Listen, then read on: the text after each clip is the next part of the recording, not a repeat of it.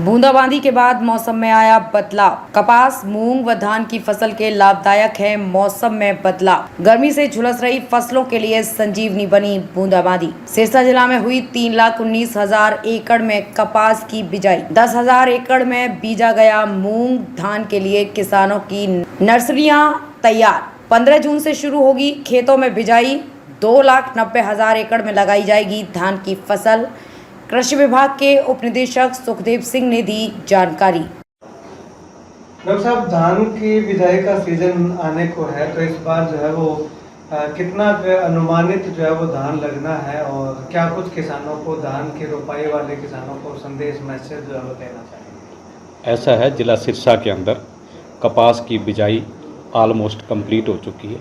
3,19,000 एकड़ के अंदर कपास की बिजाई पूर्ण हो चुकी है।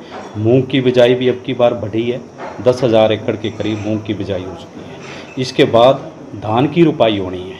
धान की रुपाई हर साल की तरह हमारे पास लगभग 2,90,000 एकड़ के अंदर की जाती है, जिसके लिए किसानों ने नर्सरी लगाई हुई है, और नर्सरी उपरांत वो ट्रांसप्लांटिंग होनी है। विभागीय नोटिफिकेशन के अनुसार 15 जून से ट्रांसप्लांटिंग होनी है धान की। और मेरी किसानों से अपील है कि अधिक गर्मी है, तापमान ज़्यादा है, इसलिए किसान धान की रुपाई 15 जून से ही स्टार्ट करें। डॉक्टर साहब, जो अभी हल्की मौसम में तब्दीली देखने को मिली है, बूंदाबांदी जो हुई है, उससे कहीं ना कहीं मूंग या दूसरी फसलों में कुछ राहत मिलेगी? बिल्कुल, जो रात बूंदाबांदी हुई है उससे एक तो हमारी जो कॉटन में बर्निंग हो रही थी वो रुक जाएगी, कॉटन में पानी लगाने की ज़रूरत नहीं पड़ेगी। दूसरा, मूंग में पानी लगाने की ज़रूरत नहीं पड़ेगी। मूंग भी जहाँ पानी ख़राब है वो पानी लगा दें तो उससे ख़राब हो जाती है, उसको भी फ़ायदा होगा। तीसरा, जिस किसान ने नर्सरी लगाई हुई थी तो हाई टेम्परेचर की वजह से नर्सरी पीली हो रही थी, और उसमें भी उसको फ़ायदा होगा। वो पीली होनी बंद हो जाएगी और उसकी बढ़वार अच्छी होएगी, तापमान में गिरावट होएगी।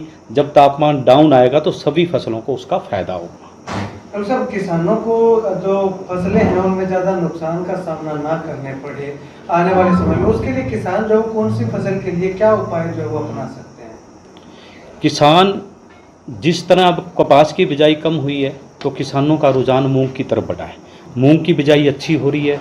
फिर भी मूंग की बिजाई के बाद कुछ एरिए के अंदर ग्वार की फसल की बिजाई होगी, वो भी शुरू हो चुकी है। ग्वार के बाद बाजरे में बहुत किसान रुझानों के हिसाब से मिल रहा है किसान का कि वो बाजरे की फसल की तरफ जा रहे हैं। इससे क्या है कि हमारी कई तरह की फसलें होने से किसानों की ज़मीन का भी सुधार होगा और किसानों को फ़ायदा भी होगा, और जो क्रॉप का पैटर्न चेंज होगा उससे ज़मीन में भी सुधार होगा और किसानों की आमदनी में भी सुधार होगा। तो सब 2023 में जो फसलें खराब हुई थी करीब 2023, उसके बीमा क्लेम की कोई अपडेट? क्योंकि किसानों को लगातार उस बीमा क्लेम का इंतजार है, तो क्या संभावना उसकी, कब तक मान के चलें? ऐसा है, हमारा पिछला जितना बीमा था, जो पिछली खरीफ 23 खरीफ को छोड़ के उससे पीछे रबी तक का ऑलमोस्ट कंप्लीट हो चुका है। जिस किसान को बीमा मिलना था गेहूं का वो मिल गया। अब जो हमारा पेंडिंग है वो कपास की फसल का है, पिछली कपास की फसल का। उसका जितना विभागीय कार्रवाई था, जो क्रॉप कटिंग से संबंधित था, चाहे टेबुलेशन बननी थी, वो टेबुलेशन बन के सारा का सारा डाटा निदेशालय को भेज दिया गया है। हमारे विभाग की तरफ से कुछ भी पेंडेंसी नहीं है, और मुझे उम्मीद है कि जून के महीने के अंत तक कपास का मुआवजा भी किसानों के खाते में डाल दिया जाएगा। इस बार कोई, क्योंकि पिछले डाउट लग के आए थे, कुछ ऑब्जेक्शन लग के आए थे, इस बार कोई ऑब्जेक्शन? कोई ऑब्जेक्शन नहीं है, बिल्कुल सही रिपोर्ट, सही डाटा, बिल्कुल एक्यूरेट डाटा जो बनता था किसान का वो पूरा एनालिसिस करके और सरकार को भेज दिया गया है। कोई किसी तरह का कोई भी ऑब्जेक्शन नहीं है। एक डॉक्टर साहब, किसान सबसे ज़्यादा परेशान है कि 2022 में जो सीएससी का बीमा वापस हुआ था वो अब दोबारा जो है कंसिडर किया जाना है, उसको लेकर के क्या दिशा निर्देश है ताकि किसान बार बार फोन ना करें?